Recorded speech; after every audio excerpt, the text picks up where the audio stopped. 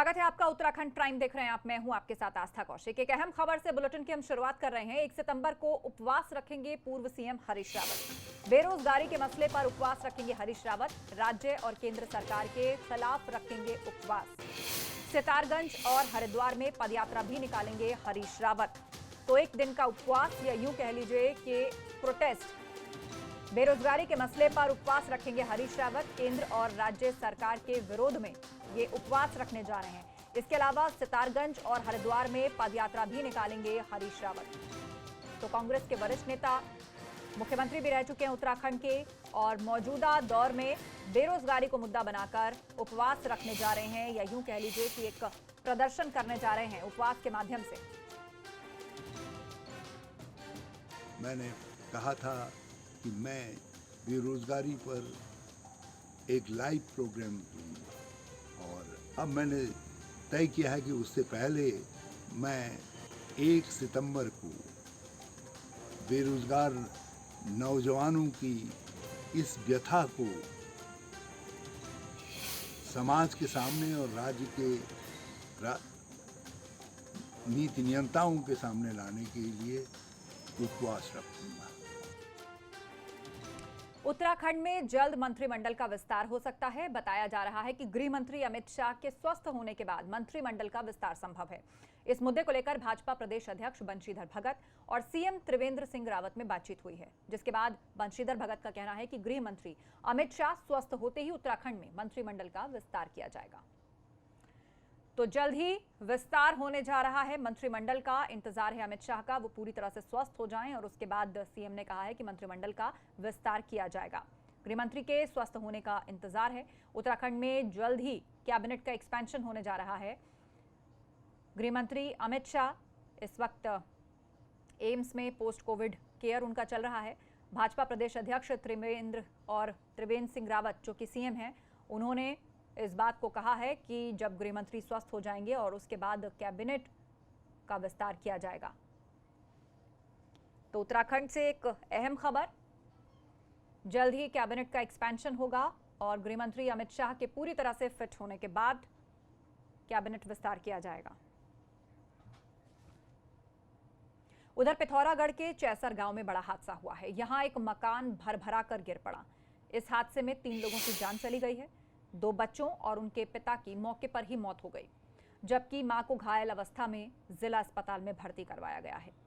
तो लगातार होती बारिश, लैंडस्लाइड और मलबा बहकर आना लोगों के लिए आफत का सबब बना हुआ है। जाने जा रही हैं, बाहर निकलें तो पानी का सैलाब है। घर के भीतर भी लोग सुरक्षित नहीं हैं। एक मकान भरभरा कर घर वालों पर ही गिर पड़ा, जिसमें 3 सदस्यों की मौत हो गई और महिला गंभीर रूप से घायल है, जिसको जिला अस्पताल में भर्ती करवाया गया है। 2 बच्चों समेत मकान के मलबे के नीचे दबने से पिता की मौत हो गई, जबकि मां इस वक्त अस्पताल में भर्ती है।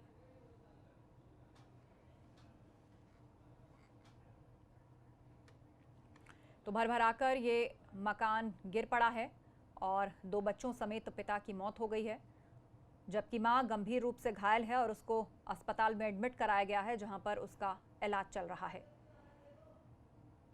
तो उत्तराखंड से ऐसी दर्दनाक तस्वीरें हर दिन सामने आ रही हैं। कहीं पानी में बह जाने की घटना, तो कहीं पानी में डूब जाने के कारण लोगों की जान चली जाती है।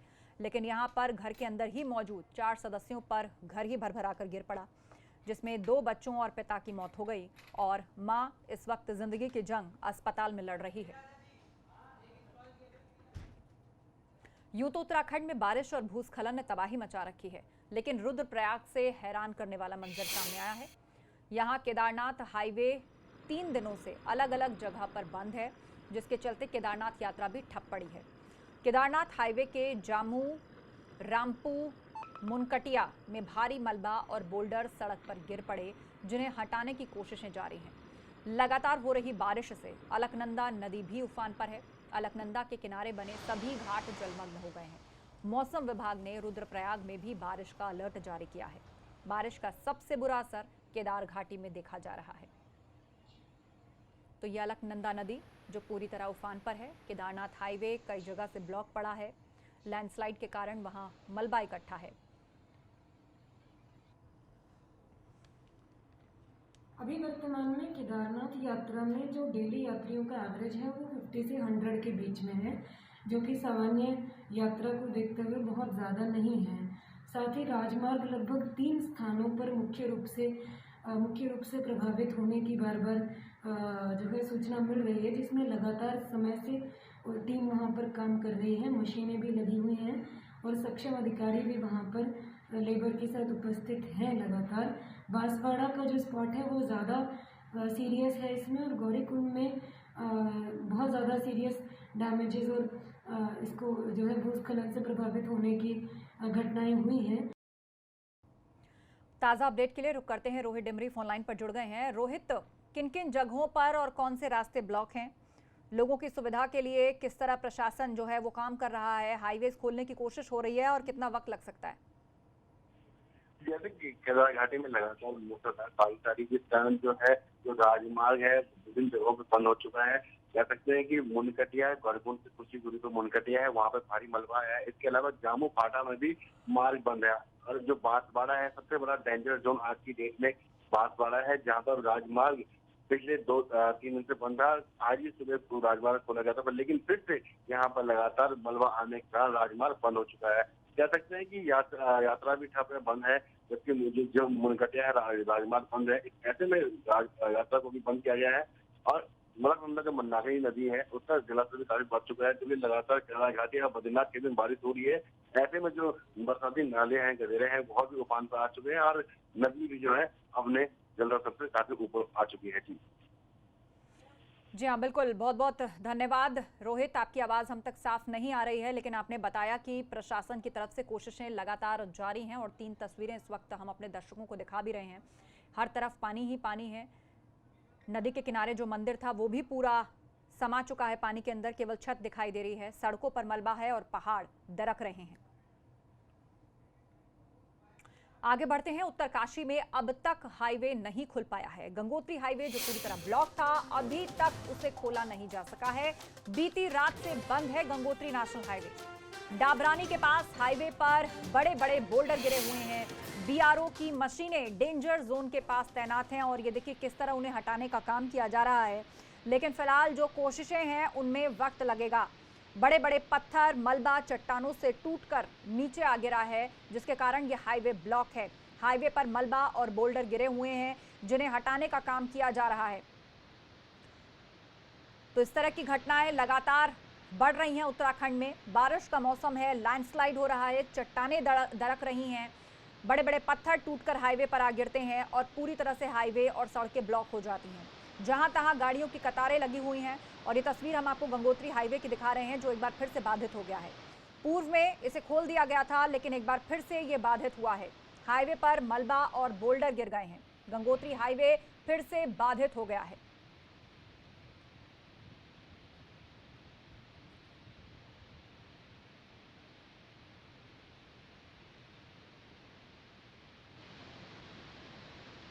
तो गंगोत्री हाईवे एक बार फिर से ब्लॉक है।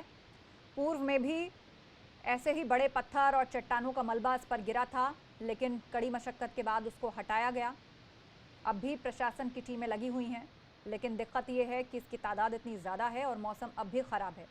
बारिश होती है, पहाड़ दरकते हैं और ये मलबा बार बार सड़क पर इस तरह आके गिर जाता है। ख़तरनाक भी है क्योंकि सड़कें पूरी तरह चिकनी हैं।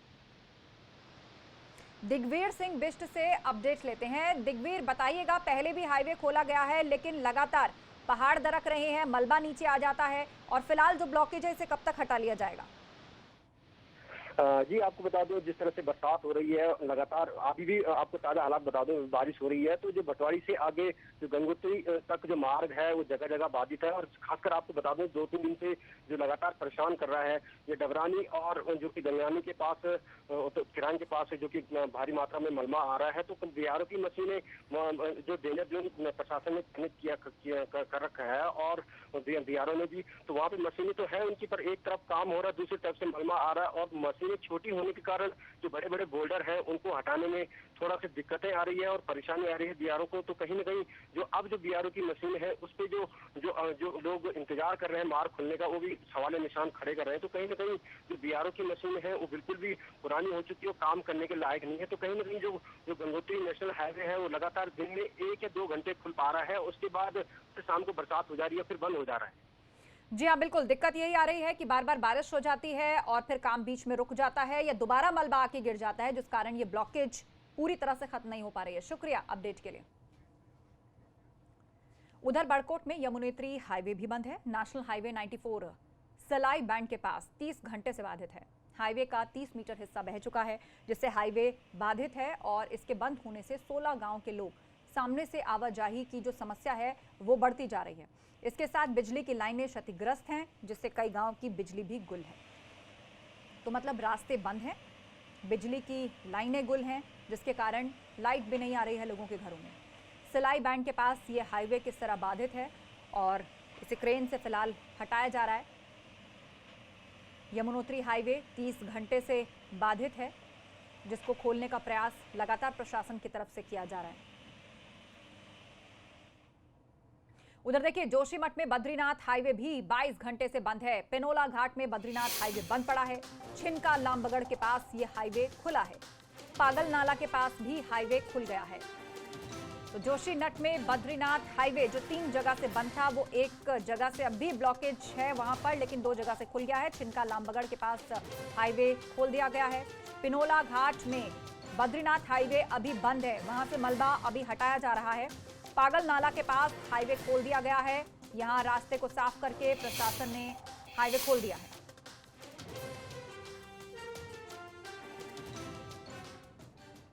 केदार घाटी के विभिन्न क्षेत्रों में आपदा से हुए नुकसान का जिलाधिकारी ने जायजा लिया। डीएम ने प्रभावित गांवों का पैदल निरीक्षण किया है और विभागीय अधिकारियों को प्रभावितों को तत्काल सहायता देने के निर्देश दिए।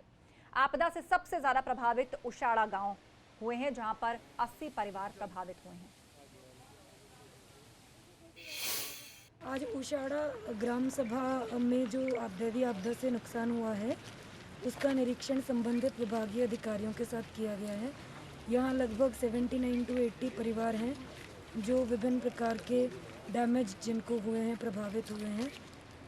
बहुत सारी सरकारी संपत्तियाँ जो डैमेज हुई हैं उनके रिपेयर के लिए और तात्कालिक समाधान के लिए निर्देश संबंधित विभागीय अधिकारियों को दिए हैं। उधर रामनगर में महिला पर एक बाघ ने हमला कर दिया है। एक अहम खबर सामने आ रही है। महिला गंभीर रूप से घायल है और अस्पताल में उसे भर्ती कराया गया है। बकरी चराने के लिए यह महिला जंगल गई थी, लेकिन वहां पर बाघ के हमले का शिकार हो गई है। खताड़ी इलाके की रहने वाली है ये महिला, जो कि इस वक्त गंभीर रूप से घायल है और अस्पताल में इलाज चल रहा है। ये बकरी चराने के लिए जंगल में गई थी, लेकिन देखिए किस तरह हादसे का शिकार हो गई। एक बाघ ने इस पर झपट्टा मारा और हमला कर दिया। इस महिला को सर में चोटें आई हैं।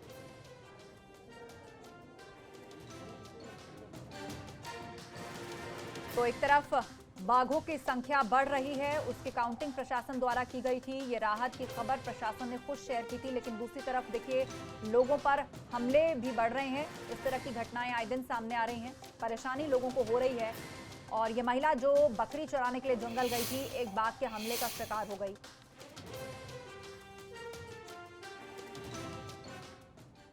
एक तो आफत बनी बारिश और उस पर जगह जगह पहाड़ों पर हो रहा भूस्खलन लोगों की परेशानियों को बढ़ाने का काम कर रहा है। ये 4 तस्वीरें देखिए, कैसे कुदरत के कहर के आगे इंसान बेबस दिख रहा है।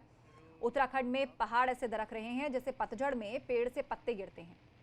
NH 94 पर सड़क ध्वस्त है। बद्रीनाथ हाईवे पर मलबा पड़ा हुआ है। जोशीमठ और उत्तरकाशी से भी हमें ऐसी ही तस्वीरें मिल रही हैं, जहां पर मेन हाईवे या रास्ते ब्लॉक हैं। पहाड़ से टूटकर चट्टानों के बड़े बड़े पत्थर हाईवे पर गिर जाते हैं। लगातार बारिश हो रही है, जिसके चलते सड़क को साफ करने का या जो रास्तों पर से इन पत्थरों को हटाने का काम है, उसमें भी प्रशासन को दिक्कतें आती हैं। उधर बागेश्वर के कपकोट ब्लॉक के तहत कांडा तहसील के धर्ममघर बस्ती गांव को जोड़ने वाली ग्रामीण सड़क पर बारिश के बाद भूस्खलन हो गया। इस रास्ते पर बनी 2 छोटी पुलिया बह गईं, जिसके बाद सड़क के दोनों छोर पर गाड़ियां फंस गईं। पुलिया बह जाने पर ग्रामीणों का संपर्क कांडा तहसील मुख्यालय से टूट गया, जिसके बाद ग्रामीणों ने खुद 6 घंटे की मशक्कत के बाद सड़क पर लकड़ियों से पुलिया का निर्माण कर दिया। वहीं डीएम ने बताया कि लोक निर्माण विभाग कपकोट के अधिशासी अभियंता को सड़क दुरुस्त करने के निर्देश दे दिए गए हैं। तो आप देखिए किस तरह टेम्परेरी पुल का निर्माण लोगों ने खुद ही किया है। लकड़ी के बड़े बड़े फट्टों से ये पुल तैयार किया और जो गाड़ियां फंस गई थीं दोनों तरफ रास्ते और पुल के टूट जाने से, पुलिया के बह जाने से, अब कैसे उनको आगे रवाना किया गया, फंसी हुई गाड़ियों को आगे भेजा गया। टेम्परेरी फट्टे लगाकर ये पुल ग्रामीणों ने ही बनाया है। उधर रुड़की में एडीबी की लापरवाही फिर से सामने आई है। आपको बता दें कि शहर में करोड़ों रुपए की लागत से एडीबी ने सीवरेज और पाइपलाइन बिछाने का काम किया था, लेकिन देर रात गणेशपुर मुख्य मार्ग पर बना एक चैम्बर बारिश के चलते धंस गया, जिसकी वजह से आसपास के मकानों में दरारें आ गईं। सूचना मिलते ही पुलिस प्रशासन और जनप्रतिनिधि मौके पर पहुंचे और लोगों का आनन फानन में मकान खाली करवाया। जॉइंट मजिस्ट्रेट नमामि बंसल ने फौरन कार्रवाई के आदेश दिए हैं।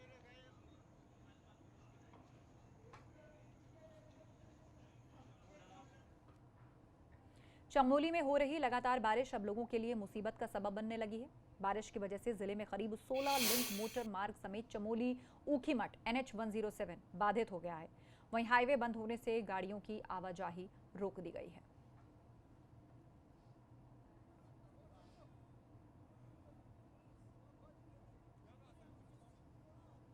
तो आप तस्वीरें देख रहे हैं, नेशनल हाईवे 107 बाधित है। जिले के 16 लिंक मोटर मार्ग भी बाधित हैं।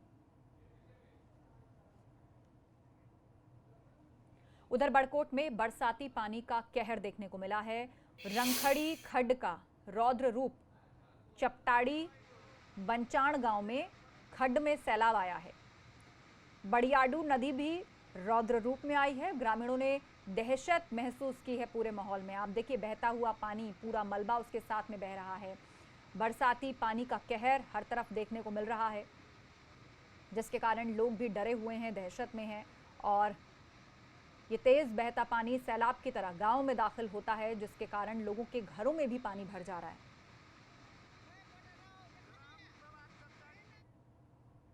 यहां रुक रहे एक ब्रेक के लिए, फौरन लौटेंगे, आप बने रहिए हमारे साथ।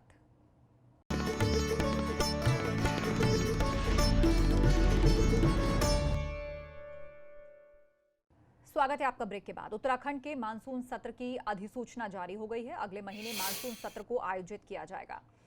इस बार का मानसून सत्र 3 दिन का होगा। 23, 24 और 25 सितंबर को मानसून सत्र आयोजित होगा। राज्यपाल बेबी रानी मौर्य ने प्रस्ताव को मंजूरी दे दी है।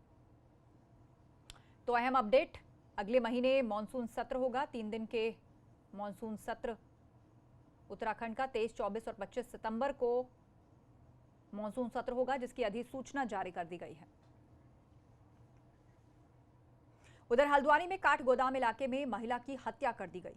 इस वारदात से इलाके में सनसनी फैल गई है और बताया यह जा रहा है कि जब महिला का पति काम करके देर रात घर लौटा तो घर के अंदर पत्नी की लाश खून से लथपथ पड़ी थी, जिसके बाद उसने घटना की जानकारी पुलिस को दी। पुलिस मौके पर पहुंची। पुलिस ने शव को अपने कब्जे में लेकर पंचनामा के लिए भेज दिया है।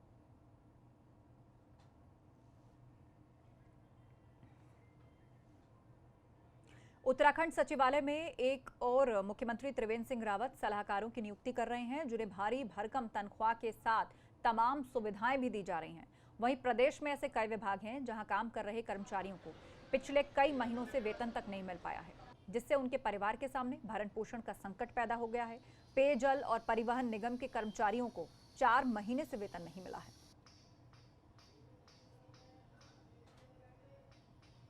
मिली कि राज्य कर्मचारियों को तो कहीं कहीं पॉकेट्स में है कि जहाँ पे तनख्वाह नहीं मिल पा रही है बजट के अभाव में या किसी और कारणों से डीडीओ के चक्कर में। बट 2 निगम ऐसे हैं जो प्रदेश के लिए बड़े महत्वपूर्ण हैं, पेयजल निगम और रोडवेज। मुझे बताया गया कि पेयजल निगम में 3 महीने से वेतन नहीं मिला। इनके सेंटर्स की फाइल शासन में आई हुई है, जो शासन से इनको भुगतान होना है, इसके बाद इनको वेतन मिलना है, लेकिन वो अभी तक इसका भुगतान न होने के कारण इनकी जो है वेतन नहीं मिल पाई। इसी तरह से रोडवेज में भी 4 महीने से वेतन नहीं मिल पाया है। इवन रोडवेज में जो लोग रिटायर हो गए हैं उनका नकदीकरण और जो ग्रेच्युटी की भी जो है उनका भी भुगतान सितंबर 2019 से नहीं किया गया है। देवप्रयाग में देवस्थानम बोर्ड के विरोध में तीर्थ पुरोहितों ने गंगा संगम पर सामूहिक मुंडन कराया। मुंडन करवाने में 11 तीर्थ पुरोहित शामिल हुए। सभी ने सरकार के खिलाफ नारेबाजी की। उन्होंने संकल्प लिया कि जब तक देवस्थानम बोर्ड भंग नहीं होगा, उनका ये संघर्ष जारी रहेगा। मैं माननीय सरकार से ये जानना चाहता हूँ कि आप हिंदू मंदिरों के पीछे क्यों पड़े हुए हैं? कितने चर्च सरकार के अंडर में हैं? कितनी मस्जिदें सरकार के अंडर में हैं? कितने गुरुद्वारे सरकार के अंडर में हैं? खाली हिंदू मंदिरों को देखते हुए जब पैदल का जमाना था, बद्रिकाश्रम यात्रा में गंगोत्री, केदारनाथ, यमुनोत्री, तब आप क्या कर रहे थे? तब सरकार ने क्यों अधिग्रहण नहीं किया? उधर सुशांत सिंह राजपूत की आत्महत्या मामले में जांच सीबीआई को सौंपने के बाद सुप्रीम कोर्ट के आदेश के बाद अब हरिद्वार के संतों ने मुंबई के पालघर में साधुओं की हत्या की भी सीबीआई से जांच कराने की मांग की है। जूना अखाड़े के आचार्य महामंडलेश्वर स्वामी अवधेशानंद गिरी ने सभी साधु संतों, धार्मिक संगठनों की ओर से पालघर में साधुओं की हत्या के मामले में अब सीबीआई जांच की मांग की है।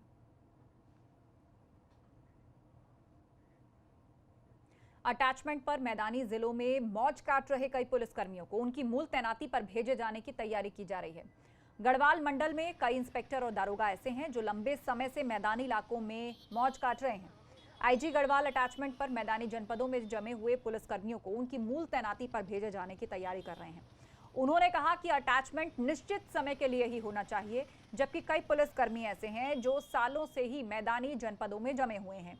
अब उन्हें जल्द ही उनकी मूल तैनाती पर भेजा जाएगा। देखिए, जहाँ तक अटैचमेंट की बात है, अटैचमेंट का जो वो है वो बहुत अल्पावधि के लिए नॉर्मली अटैचमेंट किया जाना उचित होता है। और अगर बहुत मान लीजिए किसी के कोई माँ बाप बीमार हैं या कोई और इस प्रकार की कोई समस्या है, कोई किसी की अपनी निजी कोई मेडिकल समस्या है, तो मानवीय आधार पे अटैचमेंट का औचित्य बनता है।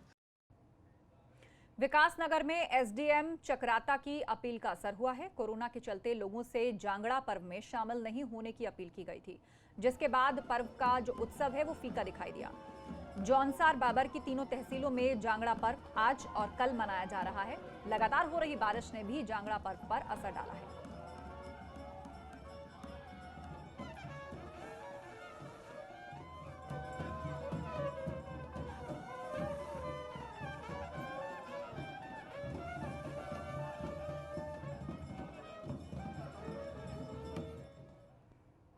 इसी के साथ इस बुलेटिन में बस इतना ही, लेकिन आगे की खबरों के लिए आप जुड़े रहिए हमारे साथ।